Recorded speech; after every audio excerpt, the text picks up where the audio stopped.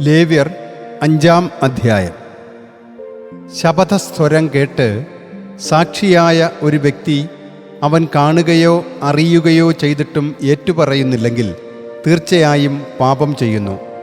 അവൻ തൻ്റെ കുറ്റം വഹിക്കണം.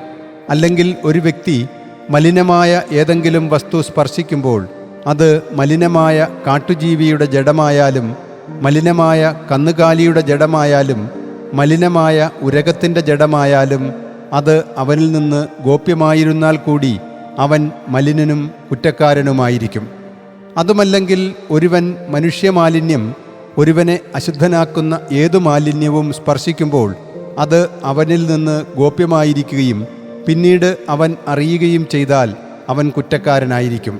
അഥവാ ഒരു വ്യക്തി തിന്മയ്ക്കായോ നന്മയ്ക്കായോ അധരങ്ങൾ കൊണ്ട് അശ്രദ്ധമായി ആണയിടുമ്പോൾ മനുഷ്യൻ ശപഥപൂർവം പുലമ്പുന്ന എല്ലാറ്റിനും അത് അവനിൽ നിന്ന് ഗോപ്യമായിരുന്നാൽ കൂടി പിന്നീട് അവൻ അറിയുമ്പോൾ അവയിൽ ഓരോന്നിനും അവൻ കുറ്റക്കാരനായിരിക്കും. ഇവയിൽ ഏതെങ്കിലും ഒരു കാര്യത്തിൽ ഒരുവൻ കുറ്റക്കാരനാണെങ്കിൽ അവൻ അതിനെ പ്രതി താൻ പാപം ചെയ്തു പോയി എന്ന് ഏറ്റുപറയണം. താൻ ചെയ്ത പാപത്തെ പ്രതി കർത്താവിനുള്ള തൻ്റെ പ്രായശ്ചിത്തം ആട്ടിൻപറ്റത്തിൽ നിന്ന് ഒരു പെണ്ണാടിനെ, ഒരു പെൺ ചെമ്മരിയാടിനെയോ പെൺകോലാടിനെയോ പാപമുക്തിയാഗമായി അവൻ കൊണ്ടുവരണം. പുരോഹിതൻ അവനെ പ്രതി അവൻ്റെ പാപമുക്തിയാഗം കൊണ്ട് പരിഹാരം ചെയ്യണം. അവൻ്റെ കഴിവിന് അപ്രാപ്യമാണ് ഒരാട് എങ്കിൽ താൻ പാപം ചെയ്തതിന് പ്രായശ്ചിത്തമായി കർത്താവിന് 2 ചെങ്ങാലികളെയോ 2 പ്രാവിൻ കുഞ്ഞുങ്ങളെയോ കൊണ്ടുവരണം. ഒന്ന് പാപമുക്തിയാഗത്തിനും മറ്റേത് ഹോമയാഗത്തിനും. അവൻ പുരോഹിതൻ്റെ അടുക്കൽ അവ കൊണ്ടുചെല്ലണം. അവൻ പാപമുക്തിയാഗത്തിനുള്ളതിനെ ആദ്യം കാഴ്ച നൽകണം. അതിൻ്റെ തല കഴുത്തുഭാഗത്ത് വെച്ച് പിരിച്ചൊടിക്കണം. എന്നാൽ വേർപെടുത്തരുത്. പാപമുക്തിയാഗത്തിൻ്റെ കുറച്ചു രക്തം അവൻ ബലിപീഠത്തിൻ്റെ പാർശ്വത്തിൽ തൂകണം. രക്തത്തിൽ ശേഷിച്ചത് ബലിപീഠത്തിൻ്റെ ചുവട്ടിൽ ഊറ്റിയൊഴിക്കണം. അത് പാപമുക്തിയാഗമാണ്. രണ്ടാമത്തേതിനെ വിധിപ്രകാരം ഹോമയാഗം ചെയ്യണം. അവൻ ചെയ്ത പാപത്തിന് പുരോഹിതൻ അവനെ പ്രതി പരിഹാരം ചെയ്യണം. അപ്പോൾ അവനോട് ക്ഷമിക്കപ്പെടും. 2 ചെങ്ങാലികൾക്കോ 2 പ്രാവിൻ കുഞ്ഞുങ്ങൾക്കോ വേണ്ട വിഭവശേഷി അവനില്ലെങ്കിൽ അവൻ തൻ്റെ കാണിക്കയായി 10-1 യഫ നേരിയ മാവ് താൻ പാപം ചെയ്തതിന് മുക്തിയാഗമായി കൊണ്ടുവരണം. അവൻ അതിന്മേൽ എണ്ണയൊഴിക്കുകയോ കുന്തുരുക്കമിടുകയോ അരുത്. എന്തെന്നാൽ അത് പാപമുക്തിയാഗമാണ്. അവൻ അത് പുരോഹിതൻ്റെ അടുക്കൽ കൊണ്ടുവരണം. പുരോഹിതൻ അതിൽ നിന്ന് സ്മരണാംശമായി ഒരു കൈപ്പിടി നിറയെ കോരി ബലിപീഠത്തിൽ കർത്താവിന് അഗ്നിയിലുള്ള അർപ്പണങ്ങളുടെ മേൽ ധൂമിക്കണം. അത് പാപമുക്തിയാഗമാണ്. ഇവയിൽ നിന്ന് ഓരോന്നിലും പുരോഹിതൻ അവൻ ചെയ്ത പാപത്തിന് അവനെ പ്രതി പരിഹാരം ചെയ്യണം. അപ്പോൾ അവനോട് ക്ഷമിക്കപ്പെടും. ധാന്യാർപ്പണം പോലെ ബാക്കി വരുന്നത് പുരോഹിതനുള്ളതായിരിക്കും.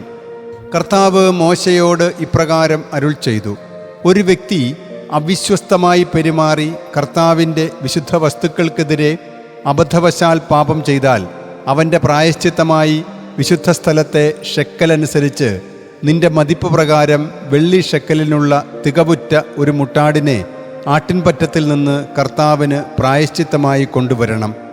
വിശുദ്ധ സ്ഥലത്തിനെതിരെ തെറ്റു ചെയ്തത് അവൻ പരിഹരിക്കണം.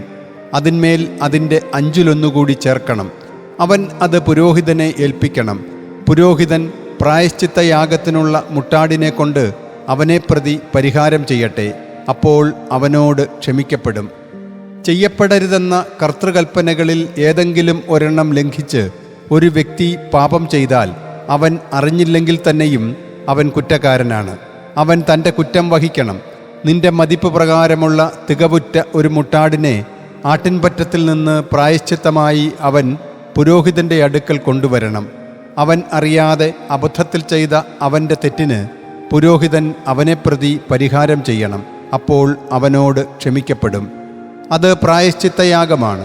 അവൻ തീർച്ചയായും കർത്താവിനെതിരെ കുറ്റക്കാരനാണല്ലോ. കർത്താവ് മോശയോട് പറഞ്ഞു: ഒരു വ്യക്തി കർത്താവിനെതിരെ പാപം ചെയ്ത് അവിശ്വസ്തത കാണിക്കുന്നെങ്കിൽ നിക്ഷേപം സംബന്ധിച്ചോ ഈടുവെച്ചത് സംബന്ധിച്ചോ കൊള്ളവസ്തു സംബന്ധിച്ചോ അയൽക്കാരനെ വഞ്ചിക്കുകയോ അയൽക്കാരനെ ചൂഷണം ചെയ്യുകയോ നഷ്ടപ്പെട്ടത് കണ്ടുകിട്ടിയിട്ട് അതു സംബന്ധിച്ച് വഞ്ചിക്കുകയോ ചെയ്തിട്ട് ഇവയിൽ ഏതെങ്കിലും ഒന്നിൽ വ്യാജ ശപഥം നടത്തി തെറ്റു ചെയ്യുന്നതിന് ഒരു മനുഷ്യൻ മുതിർന്നാൽ അവൻ പാപം ചെയ്ത് കുറ്റക്കാരനാകുന്നു. അപ്പോൾ അവൻ കവർന്നെടുത്ത വസ്തുവാകട്ടെ, ചൂഷണം ചെയ്തുണ്ടാക്കിയ നീചലാഭമാകട്ടെ, തൻ്റെ പക്കൽ പണയം വെച്ച വസ്തുവാകട്ടെ, അവൻ കണ്ടെത്തിയ നഷ്ടവസ്തുവാകട്ടെ തിരിച്ചു കൊടുക്കണം.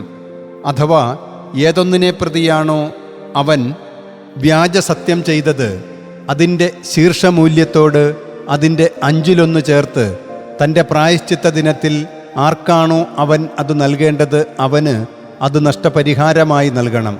അവൻ തൻ്റെ പ്രായശ്ചിത്തമായി നിന്റെ മതിപ്പ് പ്രകാരമുള്ള തികവുറ്റ ഒരു മുട്ടാടിനെ ആട്ടിൻപറ്റത്തിൽ നിന്ന് ഒരു പ്രായശ്ചിത്തയാഗമായി പുരോഹിതൻ്റെ അടുക്കൽ കർത്താവിന് കൊണ്ടുവരണം. കർത്തൃസന്നിധിയിൽ പുരോഹിതൻ അവനെ പ്രതി പരിഹാരം ചെയ്യുമ്പോൾ കുറ്റകാരണമായി അവൻ ചെയ്തതോരോന്നും അവനോട് ക്ഷമിക്കപ്പെടും.